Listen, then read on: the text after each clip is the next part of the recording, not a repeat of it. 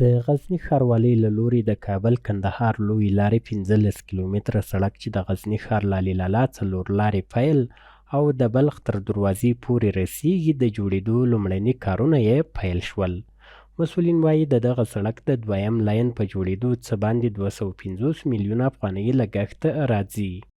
دغه پروژه خو په الحال د علي لالا صاحب د چوک نه شروع کیږي او د بلخ ته دروازې پورې رسیږي، ځکه چې هغه ډېر ازدحام په دغه ساحه کې و. نور عموما دغه پروژه چې نیول سوې ده تقریبا 15 کیلومتره نیول سوې ده چې د بلخ د دروازې نه بیا د سپندې پر لور باندې غځېږي او د علي لالا صاحب د چوک نه بیا د مخته د روضې په طرف باندې غځېږي. انشاءالله چې آبادي چارې به انشاءالله بیا هغه مخته پسې ځي.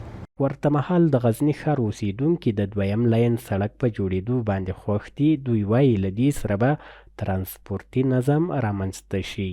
انشاءالله ډېر به خلک په سهولت کې سي، خلک به خپل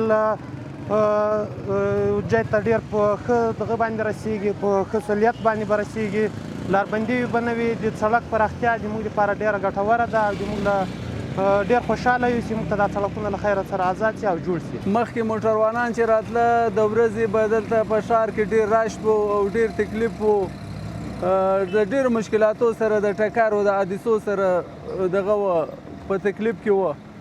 نو اوس که دا لاره چارسرکي سي موټروانانو ته ډېر ښه سهولت دی او دا د امارات اسلامي د مسؤلینو څخه ټولو ډریوران خوشحاله دي او یو ډېر ښه اقدام دی.